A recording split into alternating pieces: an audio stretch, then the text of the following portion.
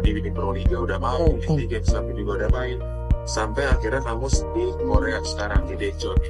Nah, awal ceritanya kamu bisa berangkat ke Korea tuh gimana Mega? Kalau dari berita yang aku dengar katanya orang-orang dari Red Spars itu sampai nonton kamu di SEA Games, itu bener nggak? Oh ya benar. Itu awalnya itu sih agen Mas Wibi, ada namanya Mas Wibi, dia dari Jakarta Sport Management tuh kan, dia nawarin kayak mau nggak nyoba gitu kan. Awalnya Mega juga pernah main di Thailand, di Vietnam, tapi nggak melalui beliau gitu kan. Nah, sekarang tuh melalui beliau kayak ditawarin ada nih di Korea kayak gitu, mau nggak. Awalnya ragu kayak lama, terus harus ninggalin mama sendirian gitu kan. Terus akhirnya komunikasi sama mama gimana enaknya bla bla bla gitu. Terus mama akhirnya mengizinkan kayak ya udah nggak apa-apa, kayak cari pengalaman di luar kayak gitu kan. Coba kan ini negara Asia pertama yang, maksudnya Asia, di Asia bukannya Asia Tenggara, ini Asia, benar-benar Asia pertama buat Mega gitu kan. Toh juga first time Korea adain Asia Quarter kan tahun ini kayak gitu. Akhirnya kayak cobalah masukin draft, akhirnya itu pas di tengah-tengah Proliga daftarnya. Jadi pas di tengah-tengah Proliga akhirnya ya udahlah coba gitu kan. Terus di akhir Proliga akhirnya kirim draftnya.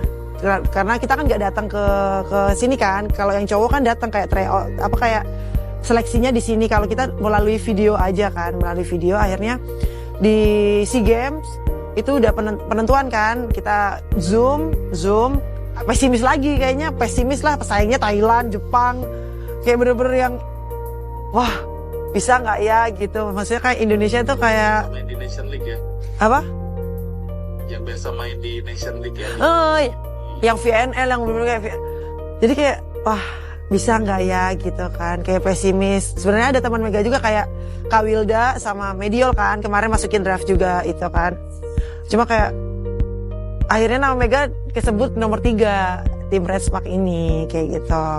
Ya udah akhirnya dari situ pas dipilih ya seneng dong. Pertama kayak Mas Wibi bilang berdoa aja gitu, siapa tahu kepilih kayak gitu. Kalau nggak kepilih ya berarti bukan rezeki kayak gitu kan. Ya udah kayak iya udahlah gitu kan, ini juga pertama kali coba kayak gitu kan. Habis itu ternyata udah kepilih, seneng.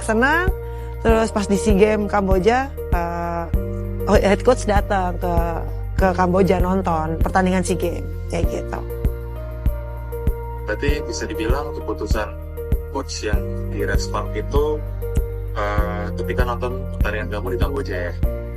Mungkin sebelum Kamboja juga lihat video sih kayaknya. Ya terus pas lihat langsung lagi kayak gitu. Iya sih, iya kayak iya pasti berbeda kayak gitu. Ya udah.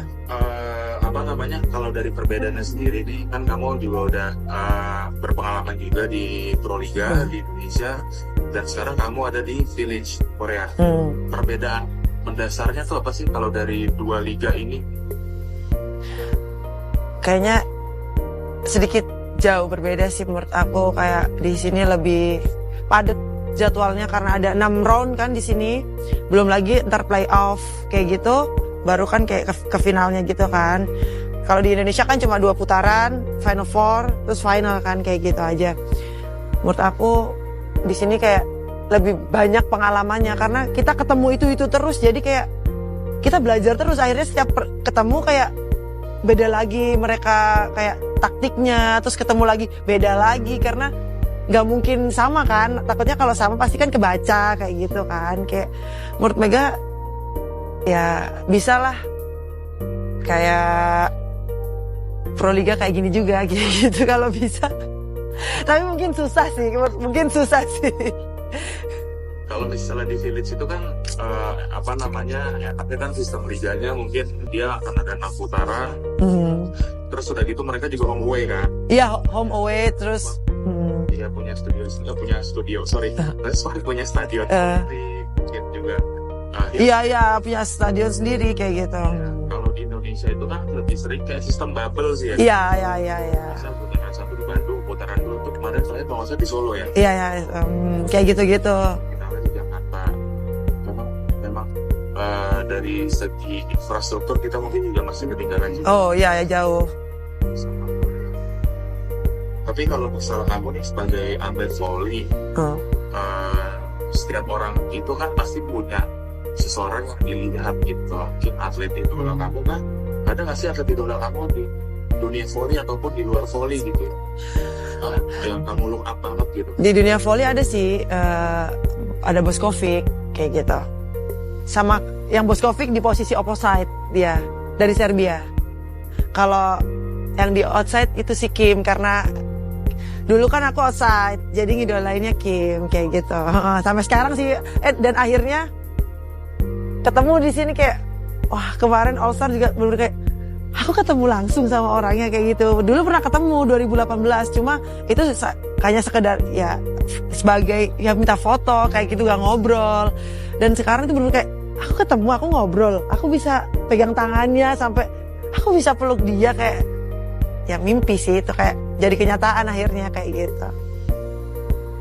Ya memang itu sebuah hal yang ini banget ya, yang apa namanya, yang menyenangkan banget mungkin ya, bisa ketemu sama idola kamu Banget. langsung di lapangan. Karena soalnya kata orang, berhentilah terus sampai kamu bisa mengalahkan idola.